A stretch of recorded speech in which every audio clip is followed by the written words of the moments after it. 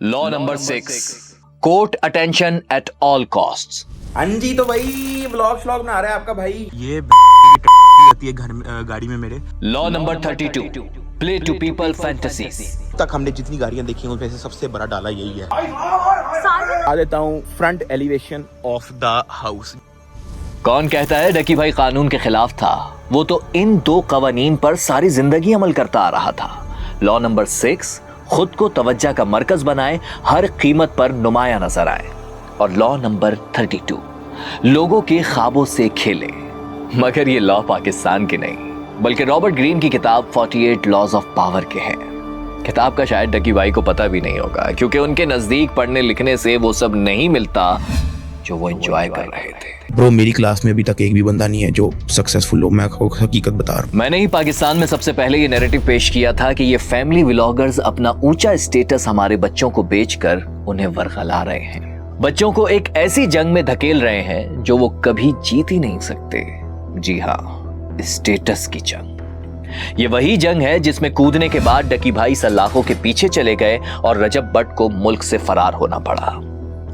Application पे FIA को मैंने खुद बोला है और रिक्वेस्ट की है कि भाई पाकिस्तान में लोगों का पैसा जा रहा है, ये जितने लोग भागे हुए ना पाकिस्तान से, ये सब के सब जरा पाकिस्तान लैंड करे, सिर्फ लैंड करे। इनको घरों से कैसे FIA उठाएगी? झूठ बोल बोल के अब जो है अथॉरिटीज को अपने पीछे लगवा लिया। देखिए जरा, मतलब ये देखिए कि कितनी बड़ी आपने बेवकूफ़ी भी की है, फंस गए। अच्छा, बट वो कहते हैं कि मेरा इससे भी ज्यादा बुरा हाल होगा अगर मैं मुल्क में वापस आ गया, तो मैं वापस नहीं आ रहा। 8 रजब भट्ट के अलावा जो बैरून मुल्क है उन सबको वापस लाने की तदाबीर की जा रही है। 6 साल से 16 साल की उम्र के बच्चों को ऑब्जर्व किया गया तो पता चला कि वो पढ़ाई से ज्यादा उनका थीम ही बदल गया है। वो तो इजी मनी और ये जुआ। तो इससे पहले कि हमारे बच्चों का हाल भी इन जैसा हो जाए, चलिए सेव करते हैं अपनी जेंसी को। हर बंदा व्लॉग कर रहा है, मतलब जब से मैं आया हूं, जब से भाई कर रहा है व्लॉगिंग, ये तो यूट्यूब पे नहीं है। मिनिमम से मिनिमम हमने आधी जनरेशन यूट्यूब पे लगा दी, लोगों ने व्लॉग स्टार्ट कर दी। इन्होंने हमारे बच्चों का ब्रेन वॉश कर दिया है। अब इनके दिमाग को वापस ठिकाने पर लाने के लिए ये वीडियो बच्चों को दिखाना जरूरी है। अब कैसे दिखानी है ये मुझे नहीं मालूम, ये जिम्मेदारी आप वालिदैन की है। चलिए शुरू करते हैं।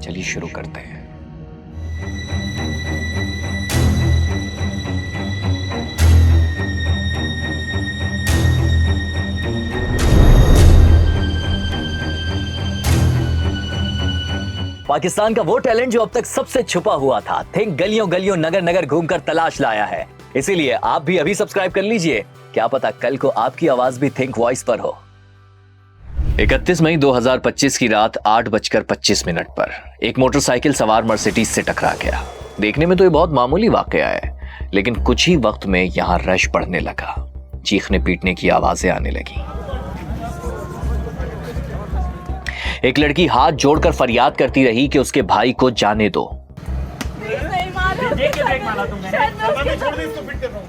मगर मर्सिडीज वाले को न लड़की पर तरस आया और ना ही उसके भाई पर। लेकिन बाइक की मामूली सी टक्कर के बाद यहां हंगामा क्यों होने लगा, मैं बताता हूं। ये कराची में डिफेंस इत्तेहाद कमर्शियल की सड़क थी, जहां इस गरीब ने अमीर की मर्सिडीज को टक्कर नहीं मारी बल्कि उसके स्टेटस पर वार किया।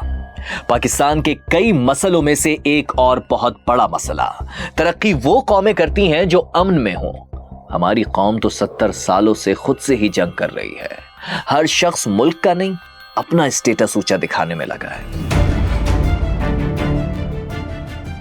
फैमिली व्लॉगर्स ने लोगों के जहन में डाल दिया है कि तुम भी ये सब करके उन जैसे बन सकते हो। ऑनलाइन ट्रेडिंग ऐप है जहां पर आप डेली 10 से 15 मिनट ट्रेड करके अच्छी खासी साइड इनकम जनरेट कर सकते हैं, 90% का प्रॉफिट ले सकते हैं। देखते हैं हम लोग, देखते हैं मार्केट की कंडीशन के क्या चल रहा है। मैंने खोली ट्रेड अपनी, मैंने भी लगा दिया। देखते हैं किसका। अब तूने अब पे किया ना? जा रही है। आए 180।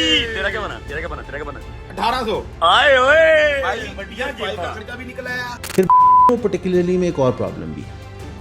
वो जो कंपनी है वो इंतहाई मशकूक, पूछे कैसे। ओन्ड है डॉल्फिन कॉर्पोरेशन LLC की तरफ से, और ये कंपनी रजिस्टर्ड है सेंट विंसेंट्स एंड ग्रेनेडीज के अंदर। ये एक जजीरा है जहाँ पे दुनिया जहान के इलीगल पैसे आके पार्क हो। हमारे मुल्क का जो एक वैल्यू सिस्टम है वो ये बन गया है कि जिसके पास पैसा ज्यादा है वो बड़ा है, देखिए, अगर आप ये किसी को कहें कि अगर माशरे में सच्चा आदमी बड़ा होगा तो हर बंदा बड़ा होना चाहता है, तो वो सच्चा बनने की कोशिश करेगा।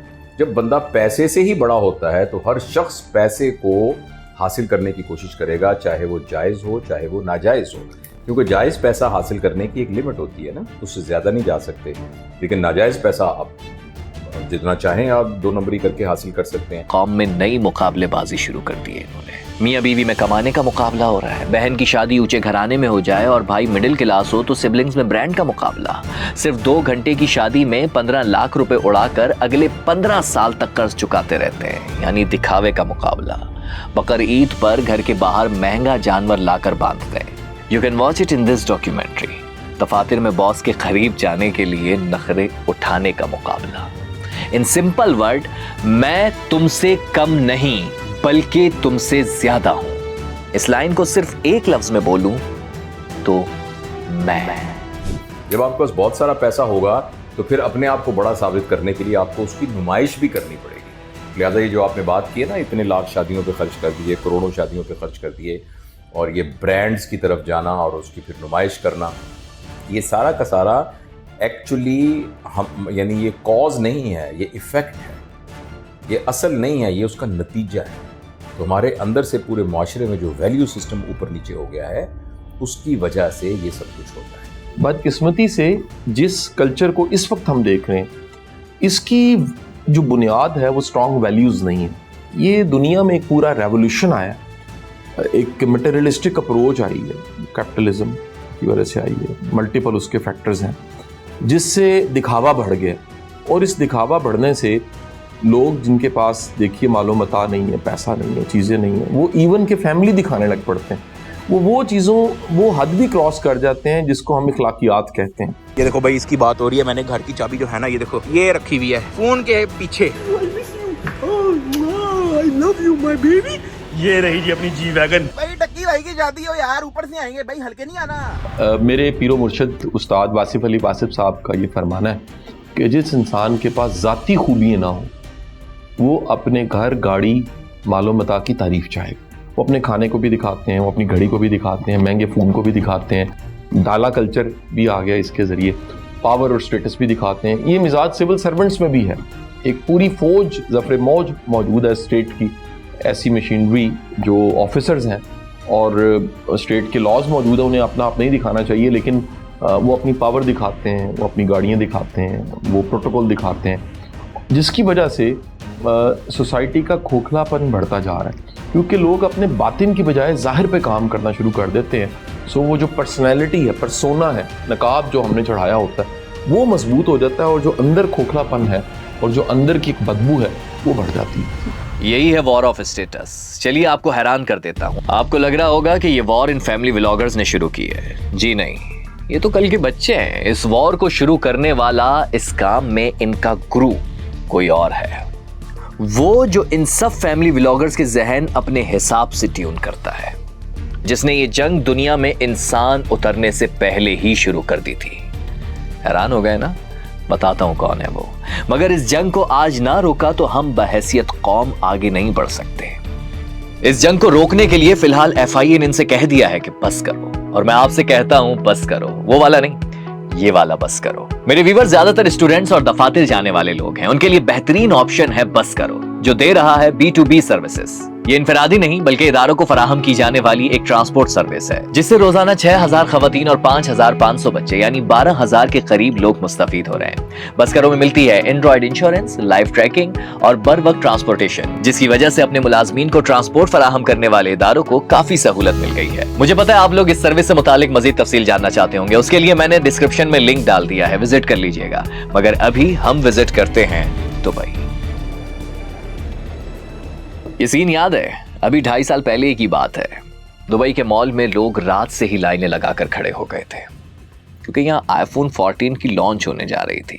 iPhones तो पहले भी आए और बाद में भी, तो फिर ये इस 3 कैमरे वाले फोन के पीछे सारे दीवाने क्यों हुए जा रहे थे? ये समझने के लिए हमें करोड़ों साल पहले जाना होगा।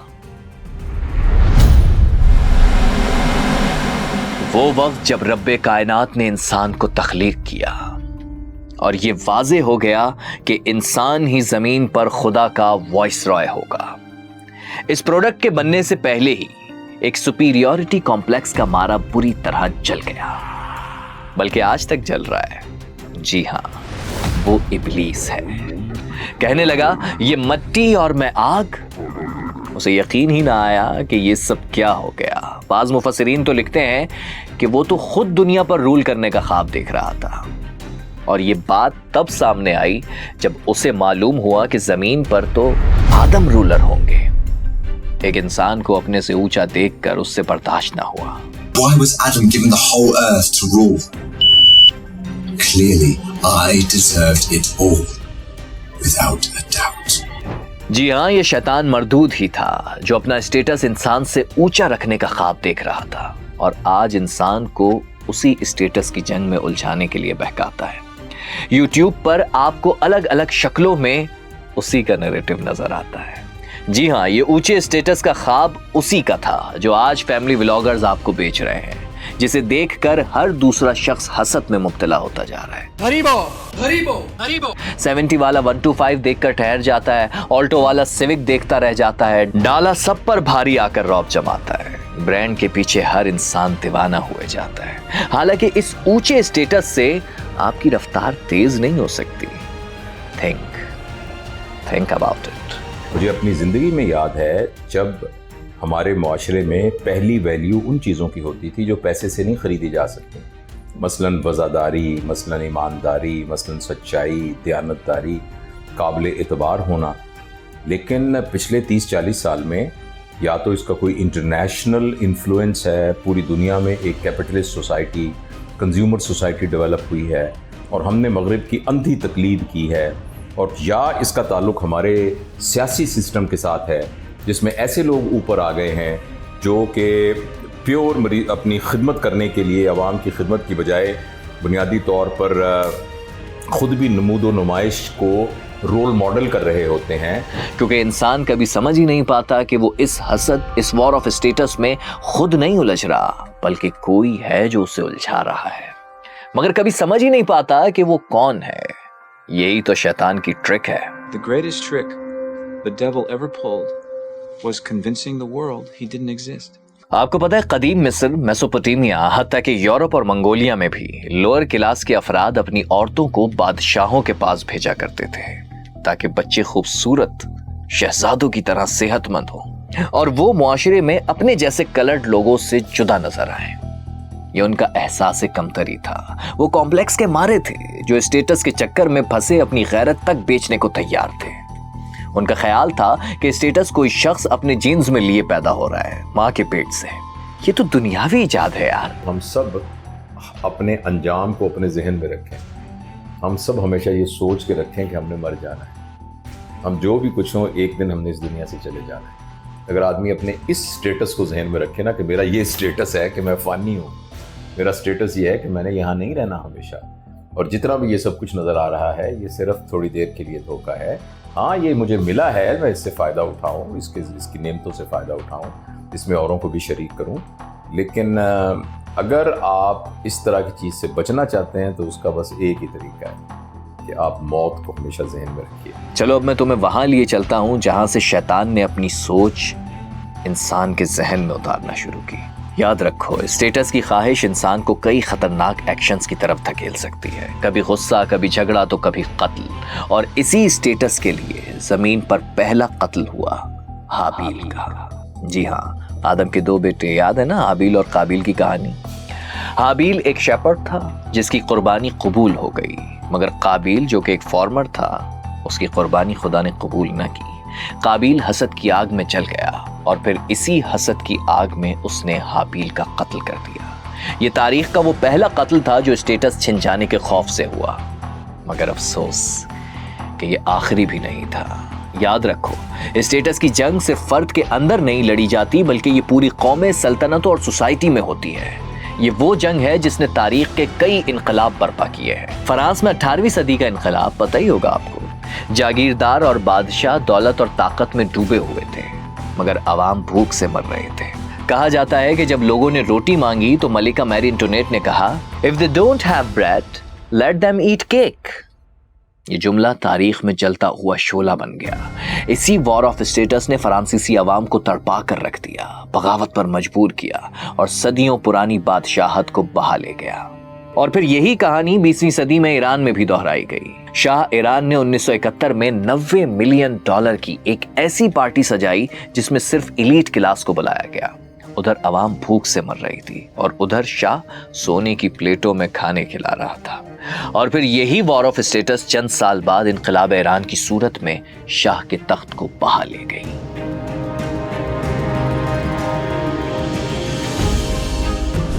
यही जागीरदाराना और वडेराना निजाम पाकिस्तान और हिंदुस्तान में भी चलता रहा। जमीन पर किसान की मेहनत थी मगर इज्जत और ताकत जागीरदार की। और शादियों में भी यही जंग जारी है। लोग 15 साल लगाते हैं पैसे जोड़ने में और सिर्फ 3 घंटे में 15 लाख उड़ा देते हैं। स्टेटस की जंग सोसाइटी में पहले से एग्जिस्ट करती थी, लेकिन इन फैमिली व्लॉगर्स ने बच्चों को टारगेट करके इस जंग को मजीद खतरनाक बना दिया है। फॉलोवर्स बढ़ाने, व्यूज लेने के लिए ये लोग कुछ भी कर रहे हैं। यही वजह है कि एक यूट्यूबर सलाखों के पीछे है और एक मुल्क से फरार है। आपने इन फैमिली व्लॉगर्स से ये तो सीख लिया कि कैमरे के सामने आओ और पैसा बनाओ। अब मेरी बात पल्ले से बांध लें भाई साहब, कैमरे के आगे आकर कुछ भी बोलने से वही हाल होता है जो इन दोनों का हुआ है। कैमरे के सामने बैठना एक जिम्मेदारी है। आपको हर लफ्ज तोल कर बोलना पड़ता है। ये लोग व्यूज लेने के लिए कभी फिरके को आगे ले आते हैं, एंटी शिया और शियाइज्म के ऊपर था, तो उसके बाद मुझे कॉल्स आना स्टार्ट हो गई, मेरे व्लॉग में भी पड़ी हुई हैं कि इंसान बन जा। कभी बाप या बीवी की इज्जत उतार देते हैं। यार मैंने सारी जिंदगी ऐसा काम नहीं किया, क्या हो गया? तेरी जिद मार रही है। शर्म नहीं आ रही तेरी माँ सामने बैठी है? मुझे तो शर्म आ रही है। और कभी ऐसी बात बोल जाते हैं जिसकी हसासियत का अंदाजा ही नहीं होता इन्हें। मेरे पे भी बहुत दफा लगी, लाहौर में अलग लगी, कराची में अलग लगी, मेरे सर पे 2 हैं। पहले जुए की एप्लीकेशंस को प्रमोट करके एतराफ करते हैं कि हाँ वो गलत कर रहे हैं। मैं यहाँ पे कोई जस्टिफिकेशन नहीं देने आया कि ये हम बैटिंग आया तो ये मैं यहाँ, मुझे पता है कि टोटली गलत है, ठीक है, अनइस्लामिक और मेरे ख्याल से पाकिस्तान में लीगल भी नहीं है। और पकड़े जाने के बाद पैंतरा बदल लेते हैं। कुछ एप्लीकेशन की मुझे प्रमोशन आई तस्दीक किए बगैर कि ये पाकिस्तान में अलाउ है नहीं है, तो उसकी माफी मांगता हूँ। दरअसल ये आप लोगों को बेवकूफ समझते हैं और मासरत के साथ आप इनकी बातों में आकर बनते भी हैं। देखने वाला भी रैट रेस का शिकार हो जाता है। रैट रेस का जो वर्ड है इंग्लिश में, जो छोटा सा एक वर्ड है रैट रेस, ये बना ही इसलिए है कि रैट भाग रहा होता है, उसे पता नहीं होता जाना कहाँ पर है। तो हर कोई उसमें शामिल हो जाता है कि मैंने भी ऐसे दिखना है। वो भी अपने KPIs की परफॉर्मेंस इंडिकेटर्स बना लेता है, वो भी अपने गोल्स बना लेता है, वो भी अपने हदफ और टारगेट्स बना लेता है कि मैंने ये टारगेट्स अचीव करने हैं। लेकिन उन टारगेट्स को अचीव करने के बाद भी नतीजा जो है वो शदीद खोखलापन, वो शदीद तन्हाई है। आप कहीं बस के अड्डे पे जाते हैं, कहते हैं लाहौर चलो भाई, लाहौर चलो, लाहौर चलो, तो क्या उस आवाज़ की वजह से आप लाहौर चले जाते हैं? अगर आपने ना जाना हो तो आप नहीं जाते ना। तो इसी तरीके से बाहर जो कुछ आवाज़ें लग रही हों, जितने मर्जी तशहीर हो रही हो, जितना भी लोग वीलॉग कर रहे हों और उसमें बड़े बड़े घर दिखा रहे हों और सब कुछ दिखा रहे हों, तो ये तो हमारी अपनी कमज़ोरी है ना कि हम उनके पीछे लगेंगे कि नहीं लगेंगे। हमें हमारा किरदार अपना इतना मजबूत होना चाहिए और हमारे अंदर सही गलत की इतनी पहचान होनी चाहिए कि इस तरह की टेम्पटेशन जो है वो हमें बिल्कुल मुतासिर ना करें। हालांकि इनका मकसद सिर्फ ये है, व्यूज, फेम, स्टेटस। असल में इस स्टेटस की जंग में डालकर इन्होंने आप लोगों को फिक्रमंद कर दिया है। ये आईफोन्स हो, ब्रांडेड क्लॉथ्स या फिर ये बैग्स, नए मॉडल की SUVs हो या EVs, सबके पीछे एक ही फिक्र है, स्टेटस। दुनिया का सबसे बड़ा टीवी जो है वो आज आने जा रहा है, biggest TV available in Pakistan. यही सब देखकर हमारे बच्चों के जहन में बार बार ये सवाल आता है कि आखिर उनके पास ये सब क्यों नहीं है। उन्हें भी वो सब चाहिए जो इन फैमिली व्लॉगर्स को मिल रहा है, पैसा, बंगला, गाड़ी, वो भी बगैर पढ़े लिखे, बगैर मेहनत किए। सिर्फ बच्चे ही नहीं, बड़ों की भी यही चाहत है, इज्जत, शोहरत, दौलत और सबसे बढ़कर तवज्जो। हाँ, यही तो फैमिली व्लॉगर्स बेच रहे हैं। लेकिन पहले समझिए कि इन सब ने मिलकर आपको जुए की एप्लीकेशन, जिस केस में डकी भाई फंसा है, वो क्यों बेचना शुरू की। घूमने फिरने का दिल किसका नहीं करता, लेकिन साइड इनकम जनरेट होगी फिर ही याशियां होगी ना। और साइड इनकम जनरेट करने के लिए दी बेस्ट ऐप तो एक ग्लोबल ट्रस्टेड प्लेटफॉर्म है और आप ट्रेडिंग करके 90% तक का प्रॉफिट हासिल कर सकते हैं। आप सबको ट्रेडिंग करके दिखाऊंगी और आपको बताऊंगी कि आप किस तरह से पैसे अर्न कर सकते हैं। सारी मर्दन के खवातीन भी होंगे। हैं जी, खवातीन भी हैं जी। पहले इन लोगों ने आपको अपना लाइफ स्टाइल दिखाया, आपको लगा ये सब तो YouTube से हासिल हो रहा है, फैमिली व्लॉगिंग करके मिल रहा है। आपने ट्राई किया, नाकाम हो गए। फिर इन्हीं लोगों ने आपको बताया कि करोड़ों रुपए तो इन्हें इन एप्लीकेशन से मिल रहे हैं। हालांकि मैंने पहले भी कहा था कि इनका ये लाइफस्टाइल फेक है। आज मैंने अपना पहला घर, that is my dream home, मैंने भी परचेज किया है। ये घर रेंटेड है और उन्होंने ये घर रेंट पे हमसे लिया। करोड़ों कमाएंगे आप यूट्यूब पे। वो देखो यूट्यूबर अरे महीने के 4 करोड़ बना रहे हैं। झूठ, अपने घर नहीं है इनके, किराए पे लेके आपको जो इम्प्रेस कर रहे हैं। असल में ये फैमिली व्लॉगर्स आपकी इस कैफियत से फायदा उठा रहे हैं। जी हाँ, फोमो यानी fear of missing out. FOMO एक ज़हनी कैफियत है जिसमें इंसान को लगता है कि कहीं वो बाकी लोगों से स्टेटस में पीछे ना रह जाए। यानी बाकी लोग जिंदगी में जो मजा, कामयाबी या तजुर्बा हासिल कर रहे हैं वो उसे भी मिलना चाहिए। यानी जैसे कि आप फैमिली व्लॉगर्स की खूबसूरती, तस्वीरें, सफर, कामयाबियां और खुशियां देखते हैं तो सोचते हैं मैं क्यों वहां नहीं हूं, ये सब मुझे क्यों नहीं मिल रहा। और फोमो की ये कैफियत तारी होने के बाद आप हर चीज में शामिल होने की कोशिश करते हैं, क्योंकि जहन में एक खौफ आ जाता है कि कहीं आप स्टेटस की जंग में हार ना जाए। और ऐसी सूरत में इंसान कुछ भी नहीं कर पाता। ये फोमो की दूसरी स्टेज होती है कि जब वो खुद को नाकाम तस्वुर करके बैठ जाता है। हमें अपने बच्चों को इन फैमिली व्लॉगर्स के बहकावों से बचाना होगा, इससे पहले कि वो फैमिली व्लॉगर्स जैसा दिखने में नाकाम हो जाएं और सोशल वैल्यूज हासिल ना कर पाएं तो डिप्रेशन, एंजाइटी या हार्ट डिसीज का शिकार ना हो जाए। मुझे कोई देख नहीं रहा, मैं अहम क्यों नहीं हूँ, मैं सबकी नज़रों में बड़ा क्यों नहीं हूँ, ये वैसे भी कोई बहुत ज़्यादा रूहानी तौर पर भी और एक तरह की ज़ाती ग्रोथ के लिहाज से कोई बहुत अच्छी ख्वाहिश नहीं है। आदमी खुद ब खुद नुमायाँ होता है। जब दिया जलता है तो फ़ौरन पता लग जाता है ये दिया जल रहा है। जब चाँद निकलता है तो खुद ही पता लग जाता है ये चाँद निकला हुआ है। जब आप में कोई खूबी होगी, आप में कोई वस्फ़ होगा तो वो वस्फ़ छुप ही नहीं सकता। तो क्या अगर आप पैसे के ज़रिए से अपने आप को बड़ा साबित करके और मिसिंग आउट को अवॉइड करने के लिए आप पैसे का इजहार कर रहे हैं, यानी आप अंदर दाखिल हुए तो आपकी घड़ी देखकर लोगों ने कहा वाह वाह वाह वाह, ये घड़ी तो 1 करोड़ की होगी और आपको लगा कि आप बहुत अहम हैं, तो मेरे ख्याल में तो आप बेचारे बहुत ही मिजरेबल हैं। यानी आपको बड़ा लगने के लिए घड़ी की ज़रूरत पड़ रही है। ऐसी तमाम बातें जिससे इर्द गिर्द के लोग भी मुस्तफ़ीद हों। मेरे अंदर कोई अच्छी बात है मगर उसका फ़ायदा मैं खुद ही उठा रहा हूँ। लिहाजा मेरे पास बहुत बड़ी गाड़ी है तो उसका इस बात से क्या ग़रज़ है, बाकी लोगों को इस बात से क्या ग़रज़ होनी चाहिए। तो आप अपनी सहूलत के लिए ले जा रहे हैं, लेकिन ऐसी हर खूबी जिसकी वजह से लोगों को फ़ायदा होगा वो है जो आपको मिस आउट होने से बचाएगी। लेकिन ये सारी दौड़ धूप किस लिए है? दौलत, शोहरत, ऊंचा मकाम, वाहिद ऑब्जेक्टिव यही क्यों है? मजदूर भी तो अपना पेट पाल लेता है। फिर हम इतना सब कुछ क्यों चाहते हैं? ये सब इसलिए कि हम नजर आना चाहते हैं। सोशल मीडिया से लेकर दोस्तों तक लोग हमें नोट करें, हमारे ख्यालात सुने, हमें पसंद करें। अमीर को फख्र क्यों होता है? क्योंकि एक दुनिया उसकी तरफ देखती है। गरीब को शर्मिंदगी क्यों होती है? क्योंकि वो एग्जिस्ट करते हुए भी सबकी नजरों से ओझल होता है। इंसाफ भी उसे ही मिलता है जो किसी हाई स्टेटस का हामिल हो। रेमंड डेविस से लेकर शाहरुख जतोई तक हाई स्टेटस वाला विक्ट्री का निशान बनाकर जेल से बाहर आ जाता है, जबकि गरीब केस के इंतजार में जेल में पड़ा पड़ा जिंदगी गंवा देता है। स्टेटस की ये क्रेविंग बंदे को कई एक्सट्रीम एक्शन की तरफ धकेल सकती है, कभी सेल्फिश तो कभी सेल्फलेस। अगर हम इस स्टेटस हंगर को ठीक से डिकोड कर लें तो सोसाइटी को एक ज्यादा पॉजिटिव, ज्यादा प्रोडक्टिव वाइब मिल सकती है। किसी सियाने ने कहा था, बदकिस्मती यह है कि सेहत और वक्त की तरह जो चंद चीजें पैसे से नहीं खरीदी जा सकती, उनमें से एक विजडम भी है। ये जंग सिर्फ वेल्थ की नहीं, आइडियोलॉजी की भी है। ये कश्मकश सिर्फ महल और झोपड़ी के दरमियान नहीं, इज्जत और एहसास के दरमियान भी है। चलो मिलकर जहनों में बनी ऊंचे स्टेटस की दीवारें गिराने की हिम्मत करते हैं, नहीं तो ये तकसीम हमें अंदर से तोड़ देगी। क्योंकि एक दिन तो होगा जब ना कोई ऊपर होगा ना कोई नीचे, सिर्फ इंसान होगा और इंसानियत।